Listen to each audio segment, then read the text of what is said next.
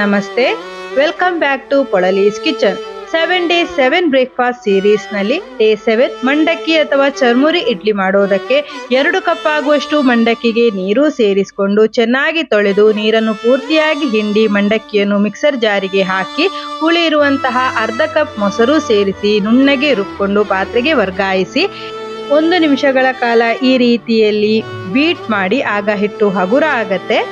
1 cup ಅಕ್ಕಿ ತರಿ ಅಥವಾ ಇಡ್ಲಿ ರವೆಯನ್ನು ತೊಳೆದು ನೀರು ಪೂರ್ತಿಯಾಗಿ ಹಿಂಡಿ ರುಬ್ಬಿರುವಂತಹ ಮಿಶ್ರಣಕ್ಕೆ ಸೇರಿಸಿ ಇದನ್ನು ಸಹ 30 ಸೆಕೆಂಡ್ಸ್ ಬೀಟ್ ಮಾಡಿ ರುಚಿಗೆ ತಕ್ಕಷ್ಟು ಉಪ್ಪು, ಸ್ವಲ್ಪ ನೀರು, ಈನೋ ಸಾಲ್ಟ್ ಹಾಕಿ ಇಡ್ಲಿ ಹದಕ್ಕೆ ಮಿಶ್ರಣವನ್ನು ತಯಾರಿಸಿ ಎಣ್ಣೆ ಸವರಿರುವ ಇಡ್ಲಿ ತಟ್ಟೆಗೆ ಹಿಟ್ಟನ್ನು ಹಾಕಿ 8 ರಿಂದ 10 ನಿಮಿಷ ಸ್ಟೀಮ್ ಮಾಡಿದರೆ ಬೇಳೆಯನ್ನು ಬಳಸದೆ ಮಾಡಿರುವ ಇನ್ಸ್ಟೆಂಟ್ ಮಂಡಕ್ಕಿ ಇಡ್ಲಿ ರೆಡಿ ಆಗತ್ತೆ. ಟ್ರೈ ಮಾಡಿ ನೋಡಿ. ಹಾಗೆ ಪೊಳಲೀಸ್ ಕಿಚನ್ ಸಬ್ಸ್ಕ್ರೈಬ್ ಆಗಿ ಫಾಲೋ ಮಾಡಿ. Thank you.